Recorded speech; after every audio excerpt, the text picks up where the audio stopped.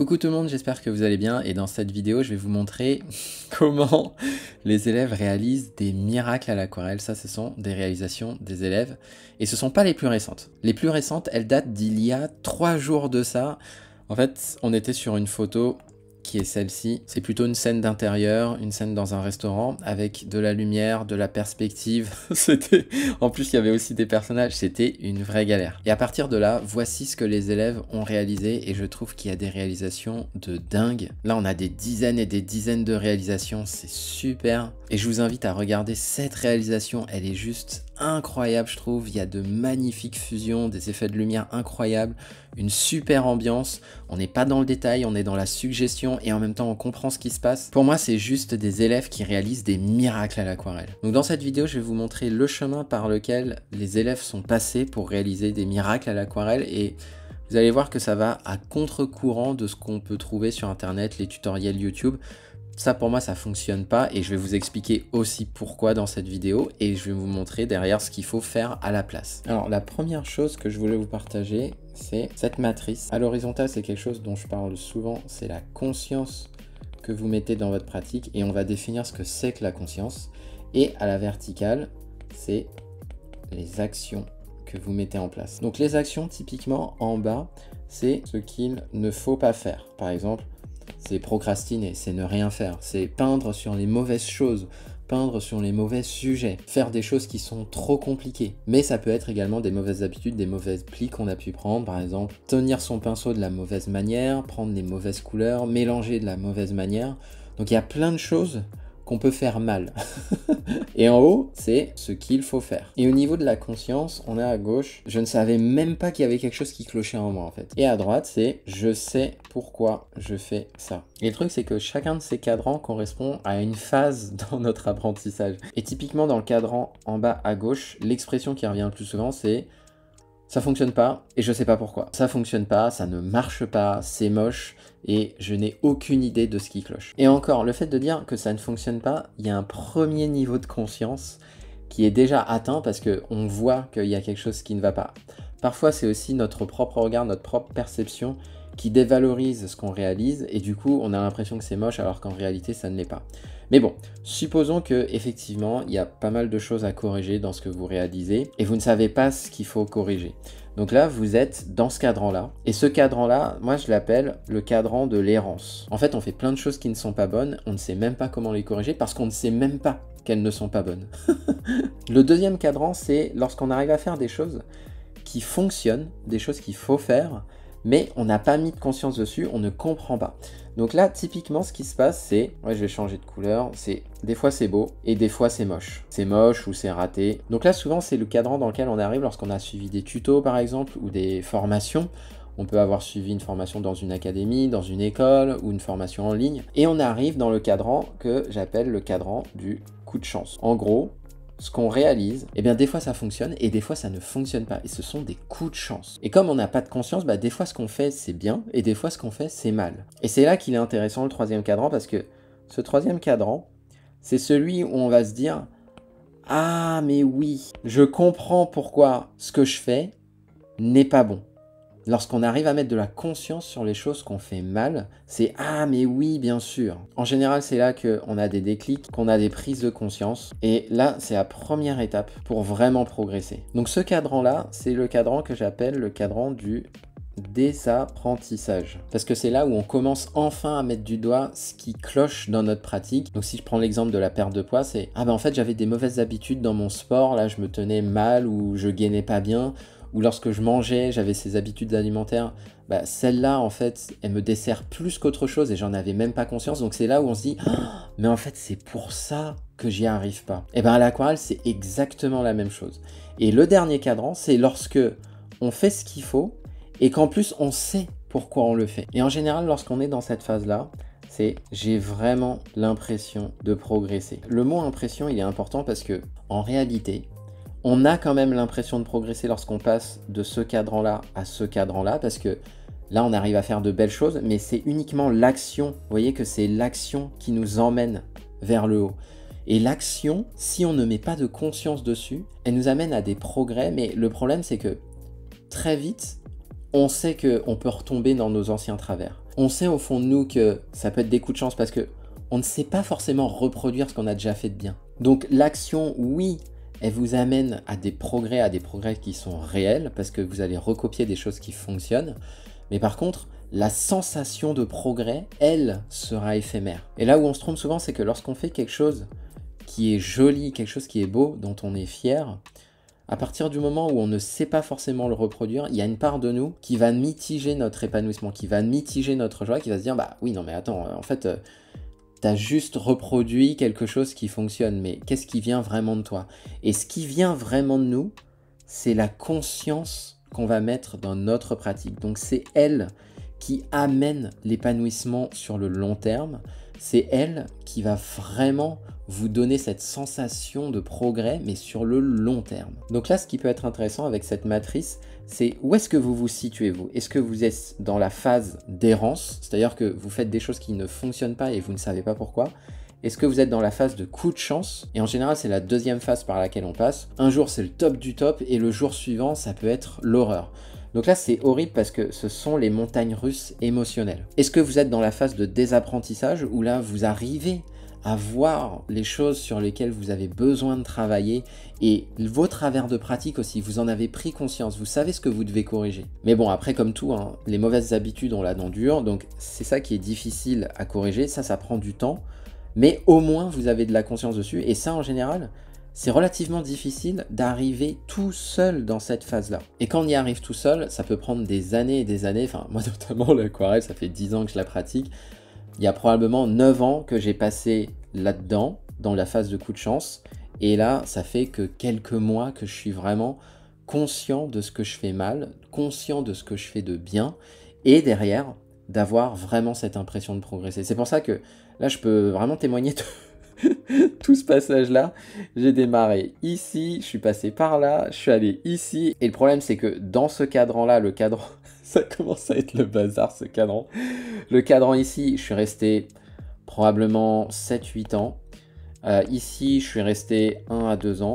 Et ici, une fois que j'ai commencé vraiment à mettre de la conscience, ça peut aller très très vite en réalité. Et après, en fonction de la rapidité avec laquelle vous allez savoir désapprendre vos mauvaises habitudes et réapprendre les bonnes habitudes, ça peut aller très vite. Donc ça, je pense que ça dépend vraiment des gens, de cette phase de désapprentissage, arriver vers cette phase. Et ça, c'est ce que j'appelle la phase d'épanouissement. Donc passer de la phase de désapprentissage à la phase d'épanouissement, ça peut aller très très vite pour peu qu'on accepte de se remettre en question, parce que désapprendre, forcément, ça veut dire ne plus faire ce qu'on a parfois passé toute notre vie à faire, comprendre que ça nous dessert et comprendre qu'on a besoin de mettre en place de nouvelles habitudes. Et en général, les élèves que j'accompagne, ils sont à ce niveau-là, ils sont dans la phase de gauche, donc manque de conscience. Parfois, il y en a qui font des choses qui ne fonctionnent pas, parfois ça fonctionne, donc plutôt coup de chance ou errance. Et ce que je fais, c'est que je les emmène de la gauche vers la droite. Je leur apporte surtout de la conscience. Parce que ce qu'il y a sur Internet, en général, c'est pas de la conscience, mais c'est plutôt des actions. Voici ce qu'il faut faire, voici ce qu'il ne faut pas faire. Les 10 erreurs à éviter à l'aquarelle. Ce que vous devez absolument savoir pour pouvoir progresser. Le super tuto. Le tuto, c'est une action, ce qu'il faut faire. Mais il y a une carence dans la conscience. Et la raison pour laquelle ça, c'est blindé, Internet est blindé et même les cours sont blindés de ce qu'il faut faire sans mettre de la conscience, c'est parce que d'une part, c'est ce qu'on veut tous. En réalité, on veut des résultats rapides, on veut pas trop se prendre la tête. Et le problème de ça, c'est que la conscience, c'est quelque chose qui s'apprend sur le long terme. Ça apporte pas des résultats immédiats. Parfois, si, mais ça dépend vraiment des gens. Par contre, faire tout de suite les bonnes choses, bah ça, c'est beaucoup plus simple. C'est comme suivre une recette de cuisine. Donc ça, c'est la première raison pour laquelle Internet et tous les espaces sont jonchés de choses qu'il faut faire et de choses qu'il ne faut pas faire, mais sans forcément mettre de la conscience. Et l'autre point aussi, et ça c'est au niveau de l'enseignement que ça se passe, c'est que tout le monde n'est pas capable de mettre de la conscience sur sa propre pratique. Il y a plein d'artistes qui font tout bien, ils savent ce qu'il faut faire, mais par contre, ils n'arrivent pas à déconstruire ce qu'ils font. Et derrière, ça se retransmet dans la pédagogie, ça se retransmet dans le fait d'analyser comment un élève fonctionne, ça se retransmet dans sa capacité à l'accompagner, et ça c'est une compétence, c'est pas forcément à la portée de tout le monde. Donc ce sont les deux raisons pour lesquelles on va plutôt s'orienter vers l'action plutôt que la conscience. Et de manière très concrète, bah ça c'est le live qui date d'il y a 3 jours. À un moment, j'explique à l'élève, bah tiens, regarde, toi ce que tu fais, c'est ça. C'est-à-dire que j'ai mis un petit coup de turquoise de cobalt avec de l'ocre jaune et je suis passé comme ça. Là, vous pouvez voir, j'ai entouré mon turquoise de cobalt. Et là, je lui dis, ça, tu vois, c'est ce que tu fais. Mais c'est pas ce qu'il faut faire. Parce que le problème de ça, c'est que tu vas avoir des zones qui seront vraiment très uniformes, trop uniformes pour de l'aquarelle et derrière, tu ne vas pas pouvoir bénéficier de la fusion des pigments. Et là, ce que je fais, c'est que je lui mets de la conscience sur voici ce que tu fais. Donc là, on est plutôt dans l'action. Voici pourquoi ça ne fonctionne pas. Deuxième point, on met de la conscience sur ce qu'on fait mal. Troisième point, voici ce qu'il faut faire. Et là, du coup, je lui montre, maintenant, regarde ce qu'il faut faire. Donc là, je prends de l'ocre jaune et je rajoute ensuite quelques touches de turquoise de cobalt. Et je lui dis, bah, voici ce qu'il faut que tu fasses. Et à partir de là, je lui explique, voici pourquoi ça fonctionne ça. Parce que derrière, tu vas avoir une fusion des pigments, tu vas avoir un mélange de couleurs magnifique qui va faire que ça ne paraîtra plus aussi plat que ce que tu avais fait avant. Donc ça, c'est ce que tu as fait et qui est relativement plat. Ça, c'est ce qu'il faut que tu fasses. Et je lui explique l'action, ce qu'il faut qu'il fasse et pourquoi ça fonctionne.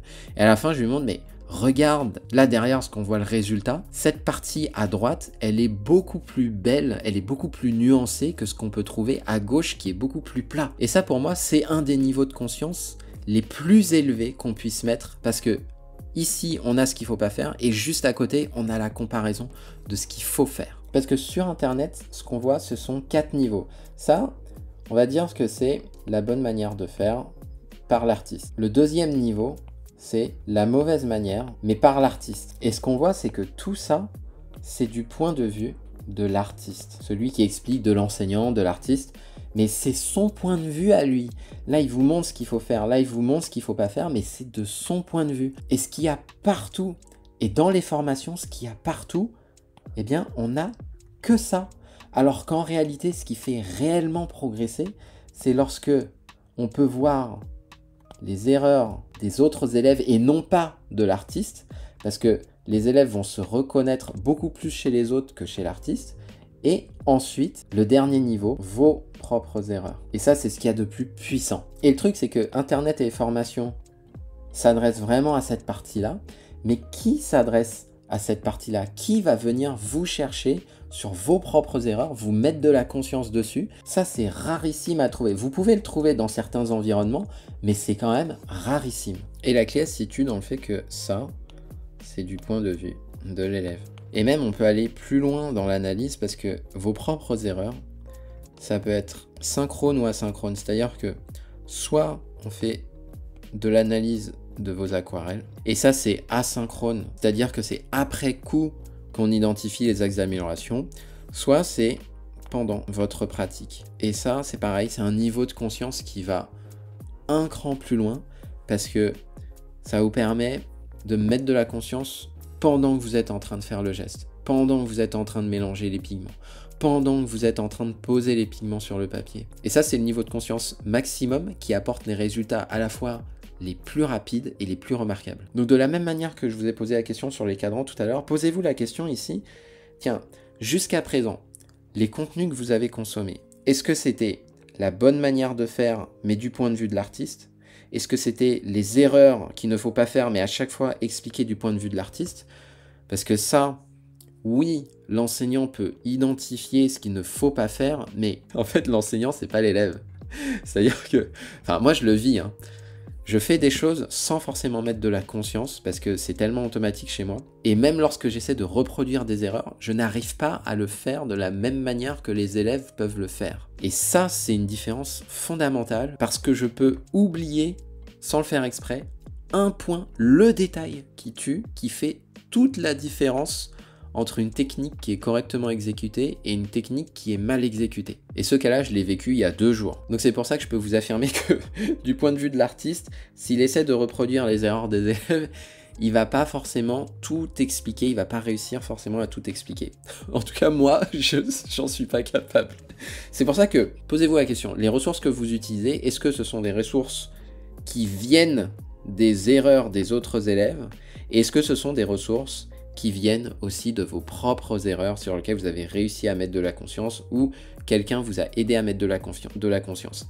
Et si c'est le cas, est-ce que c'est une analyse qui est asynchrone, à savoir que c'est à partir de quelque chose que vous avez déjà réalisé, ou est-ce que c'est une analyse qui est en temps réel? Est-ce que c'est pendant que vous l'exécutez que vous avez le retour en direct? Et si aujourd'hui vous n'avez pas les résultats que vous souhaitez et que vous opérez sur la partie inférieure, c'est peut-être la raison pour laquelle vous n'arrivez pas à progresser aujourd'hui. Donc voilà, ce que je vous invite à faire, si vous aussi vous voulez savoir réaliser des miracles à l'aquarelle, là, comme celui-ci, enfin, moi je suis en extase devant cette réalisation d'une des élèves, c'est identifier le cadran parmi les 4 dans lequel vous êtes aujourd'hui et regardez le chemin par lequel vous devez passer. Vous êtes en carence d'action, est-ce que vous n'arrivez juste pas à vous y mettre, ou est-ce que vous êtes en carence de conscience? Et l'autre point, c'est au niveau de votre conscience, à quel niveau de conscience êtes-vous? Est-ce que vous avez le niveau de conscience offert par l'artiste sur comment lui fait les choses bien et ce qu'il ne faut pas faire, mais de son point de vue, ou est-ce que vous avez accès aussi au niveau de conscience d'autres élèves? Donc ça, typiquement, c'est un accès à une communauté, par exemple.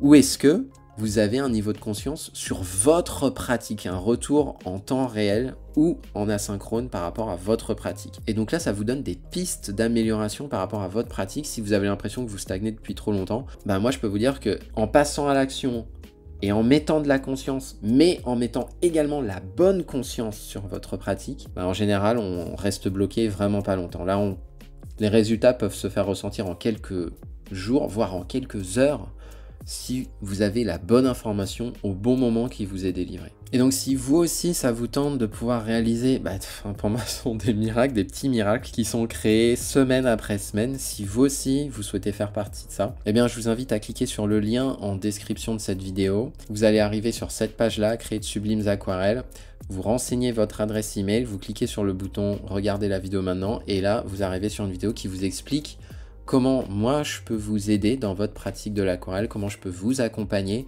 pour vous aider à réaliser vos propres petits miracles également. Merci et à bientôt.